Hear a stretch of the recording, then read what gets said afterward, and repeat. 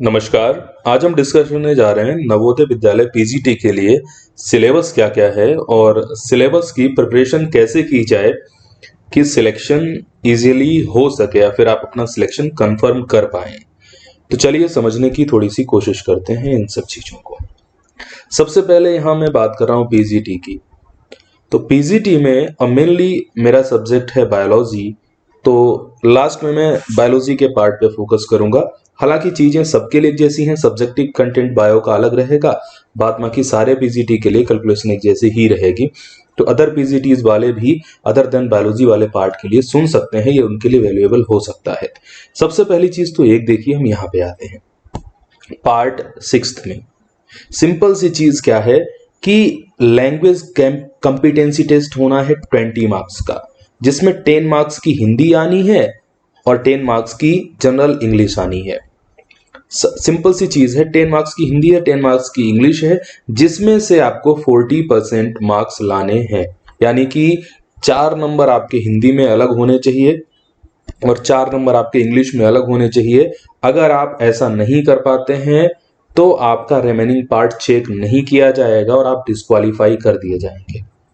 तो पेपर को आपको अपना पेपर चेक करवाने के लिए, यानी कि मेरिट लिस्ट में इंक्लूड होने के लिए, आपकी पहली शर्त यह है कि आपको हिंदी में मिनिमम 4 मार्क्स और इंग्लिश में मिनिमम 4 मार्क्स लाने ही लाने हैं आउट ऑफ 10, दोनों में अलग अलग। ठीक है ना। अब ये पार्ट आपकी मेरिट में इंक्लूड नहीं होगा, ठीक है ना, ये पार्ट आपकी मेरिट में इंक्लूड नहीं होगा, लेकिन पास होना आपके लिए बहुत जरूरी है। चलते हैं आगे। अब देखिए यहां पर क्या क्या है। सबसे पहला है पार्ट 1 जनरल अवेयरनेस, जहां पर 10 क्वेश्चन आएंगे 10 मार्क्स के। सेकेंड पार्ट है रीजनिंग एबिलिटी, 20 क्वेश्चंस 20 मार्क्स के।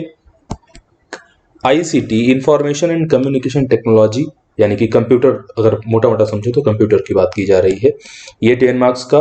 टीचिंग एप्टीट्यूड, यानी कि पेडागोजी और पेडागोजी के सिमिलर चीजें, ठीक है, ये 10 मार्क्स की। और फिर रहेगा बाद बाकी मेन इस पार्ट में इन्होंने कुछ भी कहा हो, 80 मार्क्स का आप ये मान के चलिए कि मेन पूरा का पूरा आपका सब्जेक्ट आना है। ठीक है, वो सब्जेक्टिव कंटेंट ही होगा। इन्होंने भले यहाँ पर experiential activities based pedagogy and case study based questions, NPS NEP, बहुत सारी चीजें लिखी हैं, बट एनईपी में काफी अगर कोई क्वेश्चन रखेंगे तो वो भी सब्जेक्ट से रिलेटेड ही रखेंगे, ठीक है ना। बट ये मान के चलिए 80 मार्क्स का आपका ये सब्जेक्ट आना है, जिसका बायो है उसका बायो, जिसका फिजिक्स है उसका फिजिक्स। अब थोड़ा देख लेते हैं कि हम किस पार्ट की तैयारी कैसे करें। पहले हमारे लिए क्वालिफाई करना जरूरी है। कुछ ऐसे स्टेट हैं जहां पर ऐसी जगह हैं कि हिंदी कॉमन लैंग्वेज नहीं है, हिंदी यूजुअली नहीं बोली जाती है, तो फिर वहां के लोगों को क्वालिफाई करने में दिक्कत आती है। या फिर कुछ ऐसी जगह है जहां पर इंग्लिश उतनी अच्छे से प्रिपेयर नहीं करते हैं लोग, तो वो इंग्लिश में हो सकता है क्वालिफाई ना कर पाए। तो सिंपल सी चीज ये है, हिंदी के लिए अरिहंत पब्लिकेशन वगैरह की बुक्स आती हैं, अरिहंत पब्लिकेशन की बुक्स आती हैं, या फिर आपने जो टैट वगैरह की प्रिपरेशन की है ना, उस प्रिपरेशन में जिन बुक्स को यूज किया है आप उन बुक्स से प्रिपरेशन कर लें। देखिए प्रिपरेशन के लिए ना बार बार बुक्स चेंज मत करें, क्योंकि सेम कंटेंट अगर आपने 6 साल पहले भी पढ़ाया ना, आज रिपीट कर रहे हो, तो वो जल्दी आपके माइंड में सेटल हो जाएगा। तो आप, और बुक ठीक ठाक है तो फिर आप उसी को रिवाइज कर लें, क्योंकि क्वालिफाई करना है। ऐसे ही इंग्लिश के लिए आप इंग्लिश के लिए रेन एंड मार्टिन लोग प्रिफर कर लेते हैं, रेन एंड मार्टिन भी अच्छी है। नहीं तो 12th लेवल पे आपने जिस बुक से इंग्लिश पढ़ी है, आप 12th लेवल पे जिससे आपने ग्रामर पढ़ रखी है, आप उस बुक को तैयार कर लें, ठीक है ना। आपका क्वालिफाइंग पार्ट इजीली निकल जाएगा, हम गारंटी लेते हैं, क्योंकि बहुत डीपली कुछ क्वेश्चन नहीं आते हैं, सिंपल सी चीजें आ जाती हैं, ठीक है, जिनको आप कर लेंगे। और मैं एक चीज कहना चाहूंगा, इंग्लिश के लिए आप एग्जाम देते ही रहते हैं, जब आप सपोज एमबीएस की प्रिपरेशन करने जा रहे हैं। तो जैसे मैंने अपने टाइम पे क्या किया था, जब मुझे क्वालिफाई करना था, तो मैंने जो इडियम्स एंड फ्रेजेस की पूरी बुक आती है, ठीक है ना, पूरी बुक ही याद कर ली थी अरिहंत की। ज्यादा मोटी वाली बुक नहीं थी, जो लगभग 200 के आसपास पेजेस थे, मैंने पूरी बुक वो याद ही कर ली थी। सिंपल सी चीज वही है, बार बार एग्जाम दे रहा हूँ, बार बार पढ़ना है, तो चेंज करने का क्या मतलब है। उसी बुक को बार बार रिपीट करते रहो, खुद ही आपके माइंड में लगभग सारी चीजें आ जाएंगी। उसमें भी कुछ आप जब पढ़ते हो तो हाईलाइटेड चीजें पता लग जाती हैं कि कौन सी चीज इंपॉर्टेंट है और कौन सी चीज कम इंपॉर्टेंट है, तो वो कर लो। ठीक है, इंग्लिश में वही चीजें, डायरेक्ट इनडायरेक्ट हो गया, एक्टिव पैसिव हो गया, इसके अलावा आपको आर्टिकल हो गया, बाद बाकी प्रीपोजिशन वगैरह हो गया, मोटी मोटी चीजें हैं, वो भी अपने अच्छे से देख ली तो आप आराम से निकाल ले जाएंगे, पेपर वहीं से आता है। ठीक है ना। हिंदी में भी कुछ खास नहीं आएगा, साधारण सी चीजें हैं, संज्ञा है, सर्वनाम है, ठीक है, या फिर इसके अलावा एक आध मुहावरा हो जाएगा, लोकोक्ति मुहावरा ऐसा कुछ आ जाएगा, तो सामान्य सी चीजें होंगी, आप आराम से कर, कोई अलंकार का कोई पार्ट रख दिया तो ऐसे आप कर पाएंगे। फिलहाल अब आते हैं आगे की बात पे। पहले जनरल अवेयरनेस की बात कर लेते हैं। देखिए, आपको जनरल अवेयरनेस अगर देखिए, एक चीज और बताते हैं आपको, कुछ वैल्यूएबल कंटेंट सुनना है ना, तो थोड़ा वीडियो में रहा करिए। आप सोचो कि बहुत इजीली सिंपल चीजें, पता नहीं कौन सी बात इंपॉर्टेंट कब पता चल जाए, तो समझने की। और जिस इंसान ने क्वालिफाई किया है ना, उस इंसान को पता होता है कि पेपर के लिए स्ट्रेटजी क्या होती है, और मैंने 2 बार निकाला हुआ है, तो सुनते रहें अगर आप सच में कुछ वैल्यूएबल जानना चाहते हैं तो। जनरल अवेयरनेस की बात कर लें। मेरा अपना शेड्यूल ये रहा करता था कि जनरल अवेयरनेस में देखो, वो कुछ भी आपसे पूछ सकते हैं, करंट तो होगी ही होगी जनरल अवेयरनेस में, करंट के साथ कुछ पार्ट ना जीके भी पूछ सकते हैं।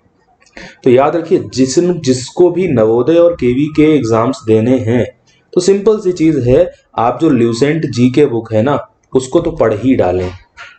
इससे पहले आपने बीएड एंट्रेंस दिया होगा, तब आपने ल्यूसेंट जीके बुक पढ़ी थी, बुक चेंज मत करिए, वही बुक उठाइए फिर से, जिसे आपने हाइलाइटर से कलर कर रखा है, जिसे आपने मार्क कर रखा है, जिसपे आपने कुछ स्पेसिफिक याद किया था वो कर रखा है, तो एक बार कम से कम इसको पढ़ लें, क्योंकि बहुत लिमिटेड वैकेंसीज होती हैं और क्वालिफाई करने के लिए बहुत मारामारी मचती है। ठीक है ना। तो आप किसी चीज को छोड़े मत, किसी चीज में प्रदर्शन आपका बहुत बेटर हो जाए, तो किसी में कम से कम आप एवरेज तो रहें, बिलो देन एवरेज आप एक भी पार्ट में गए तो आप सिलेक्शन से बाहर हो जाएंगे। तो सिंपल जीके ल्यूसेंट से आप पढ़ लें।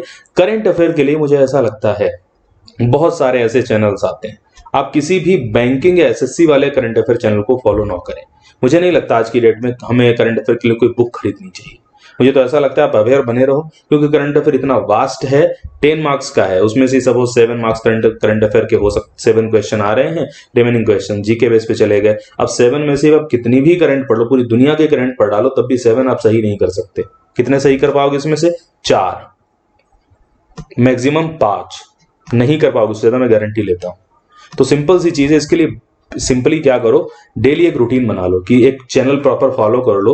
आपको लगता है कि जो टीचिंग लेवल के जो करंट अफेयर के क्वेश्चंस बनते हैं, उनको आप डेली एक चैनल, एक सिस्टम बना लो। जैसे मैं क्या करता था, सुबह उठा, चाय पीने बैठा, उस टाइम पे वो 10 मिनट का वीडियो आता है डेली, मैंने वो देख लिया, उसमें से कुछ इंपॉर्टेंट है तो अपनी कॉपी पे नोट कर लिया, बाद में उसी को रिवाइज कर रहे हैं।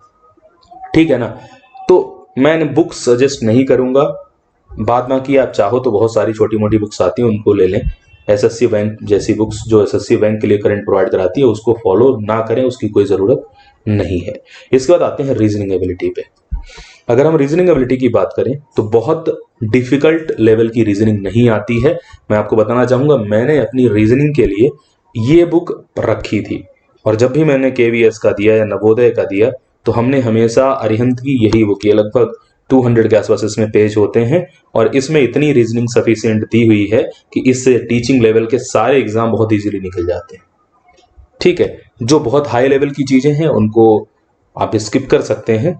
बाद बाकी नॉर्मल रीजनिंग, कितने क्यूब्स हैं, कितने ट्राइंगल आ रहे हैं, या नॉर्मल जो भी किस किस बेस पे रीजनिंग आप जब तैयारी करते हैं तो जानते ही हैं, तो वो सारे लेवल के क्वेश्चन आप तैयार करिए। बहुत बड़ी बुक नहीं है ये बुक अप्रॉक्स वही 200 पेजेस वाली है, तो आप इसको पूरा तैयार कर लेंगे, आप उस लेवल की रीजनिंग तक इजीली पहुंच जाएंगे, आगे जाने की जरूरत नहीं है उससे आगे की। नेक्स्ट पार्ट पे 1 मिनट, 1 मिनट, हाँ 1 मिनट रुकिएगा, ये वीडियो में कुछ इशू हो गया है, पेज में आ रहा होगा अभी। तो अब हम चलते हैं और आगे की तरफ। ठीक है ना। अब आते हैं किस पे, आईसीटी पे, इंफॉर्मेशन कम्युनिकेशन टेक्नोलॉजी। तो देखिए, ये इसमें सीधे कंप्यूटर से रिलेटेड चीजें पूछी जाती हैं। मैंने देखो, आपको जब टीचिंग का एग्जाम देना है तो उनको बहुत परफेक्ट बनना नहीं चाहिए इन सब चीजों में, उनको ये चाहिए जिसको ये सारी चीजें आती हों और जो इन सारे कामों को कर पाए। तो कंप्यूटर के लिए नॉर्मल एक पतली सी बुक आती है ल्यूसेंट की, ल्यूसेंट कंप्यूटर, मैंने तो ये पूरी बुक लर्न कर रखी थी। ठीक है, अलग थोड़ा थोड़ा डिफाइन रहता है, फिर उसके एमसीक्यूज रहते हैं हर एक चीज से रिलेटेड। अगर आप इसको तैयार कर लेंगे तो डेफिनेटली आप 10 में से वही 7-8 के आसपास पहुंच जाएंगे। ठीक है, क्योंकि बहुत बड़ी बुक के पीछे पढ़ने का कोई लॉजिक यहाँ पे मुझे दिखता नहीं है। मैं बताऊंगा कहाँ पर बहुत बड़ी बुक्स के पीछे जाना है, वहां पर बात अभी करेंगे हम। तो ये कंप्यूटर आप ल्यूसेंट की पतली सी बुक आती है, 100 पेजेस के आसपास इसमें होते हैं, उसको कर लो। आई थिंक लेस देन 100 होंगे, 100 के आसपास होंगे। ठीक है, इसके बाद आते हैं नेक्स्ट पे। एक मिनट, ये बार बार इशू हो रहा है।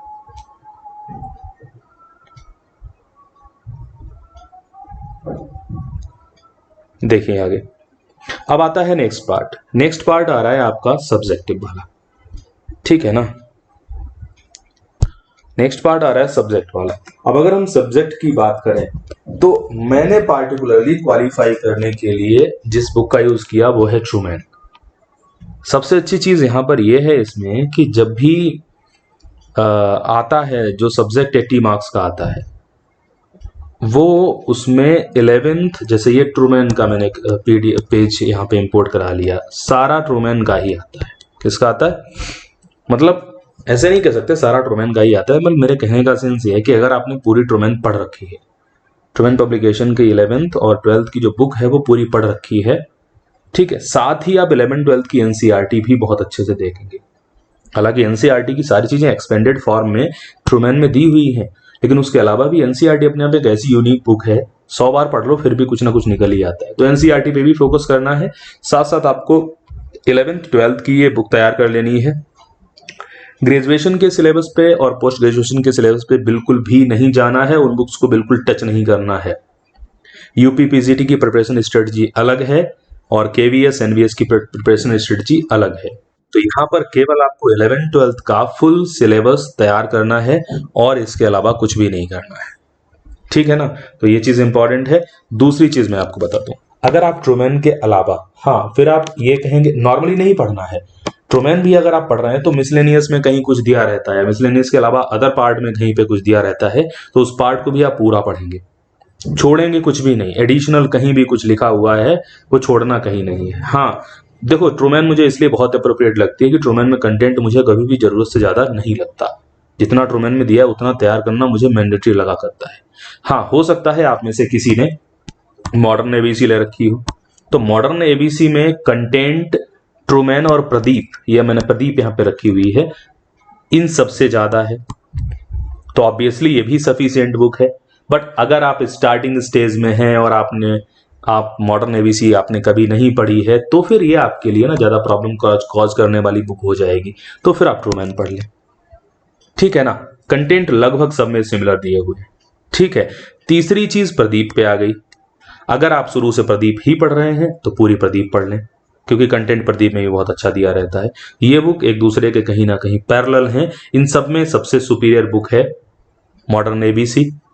इन सब में सबसे आइडियल बुक जो मुझे लगी, हो सकता है मैंने पढ़ी इसलिए मुझे लगी हो, वो मुझे लगी है एलिमेंट्री बायोलॉजी ट्रूमैन्स।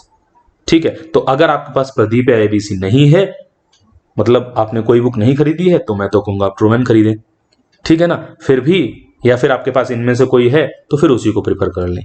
ठीक है, फिलहाल एक चीज बता दूं, जिसका सब्जेक्ट अच्छे से प्रिपेयर नहीं होगा उसका क्वालिफाई किसी कीमत पे नहीं होना है, और जिसका सब्जेक्ट अच्छे से प्रिपेयर होगा उसका क्वालिफाई होने के चांसेस बढ़ जाते हैं, लेकिन अदर चीजों में भी आपकी परफॉर्मेंस होगी तब, अदरवाइज पॉसिबल नहीं है। मैंने सिंपली चीज क्या कहा कि आप ये मान के चलिए, जैसे ये 130 मार्क्स इसका टोटल बन रहा है, कितना बन रहा है 130, ये 20 तो क्वालिफाइंग है, वैसे 150 हो गया टोटल, ये क्वालिफाइंग है, इसका कोई लेना देना नहीं है, तो बचा ऊपर का 130 में आप ये मान के चलिए मेरिट में वो पर्सन पहुंचेगा जो लगभग 90 के अराउंड पहुंच जाएगा लगभग। अभी हम एक नॉर्मल बेस पे, फिर पेपर के लेवल के बेस पे डिसाइड होता है पेपर का लेवल कितना। देखो ऐसे आप समझ लो, नॉर्मली जैसे जनरल अवेयरनेस है, तो जो अच्छे पढ़ाई करने वाले होंगे वो जनरल अवेयरनेस में लगभग लेके आएंगे 7 नंबर, लगभग 7 नंबर या 6 नंबर या 7 नंबर लेके आएंगे। रीजनिंग वाले में जो 20 मार्क्स की है, इसमें ठीक ठाक करने वाले लगभग 15 नंबर लेके आएंगे। ठीक है ना, आईसीटी इंफॉर्मेशन कम्युनिकेशन टेक्नोलॉजी में लगभग लोग वही 7 या 8 नंबर लेके आएंगे, जो अच्छी मेहनत करने वाले होंगे वो।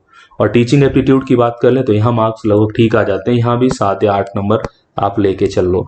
और 80 मार्क्स का जो सब्जेक्ट आएगा, इसमें जो मेहनत करने वाले हैं वो 60 प्लस लेके आएंगे सारे के सारे, ठीक है ना।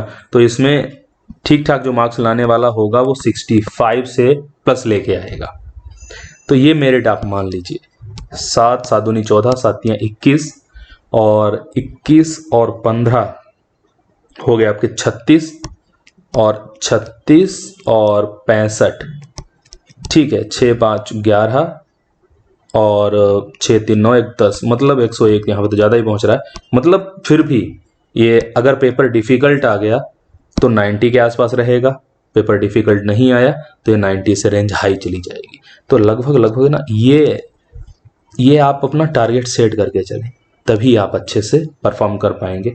101 तक तो नहीं जाएगी, बट हाँ 90 के आसपास, तो 90 से नीचे तो किसी कीमत पे नहीं जाएगी, मैं गारंटी लेता हूँ। क्योंकि सिलेक्टेड पूरे ऑल ओवर इंडिया का एग्ज़ाम है, सारे ही देते हैं, ठीक है ना। जो भी अच्छी फाइट करने वाले हैं वो सारे एग्ज़ाम देते हैं। तो 90 प्लस कम से कम लेके चलिए और प्रयास ये करिए कि आप 100 के आसपास तक पहुँचें, ठीक है। बाकी इंटरव्यू इसमें जो है रिटन एग्जामिनेशन का, इसका 85% रहेगा वेटेज और इंटरव्यू का रहता है 10%। तो चलिए, जब एग्ज़ाम हो जाएगा उसके बाद मुझे पेपर मिलेगा तो मैं फिर एनालिसिस भी आपको बताऊंगा। एक चीज़ और आपको पता होनी चाहिए कि एग्ज़ाम आपका ऑनलाइन होना है, सिस्टम पर होना है, कंप्यूटर पे एग्ज़ाम होना है। घबराइएगा नहीं, अगर किसी ने एग्ज़ाम नहीं दिया है तो बहुत सिंपल और ईजी तरीका होता है एग्ज़ाम देने का, कोई बहुत टफ बहुत कॉम्प्लेक्स प्रोसेस नहीं है, ठीक है।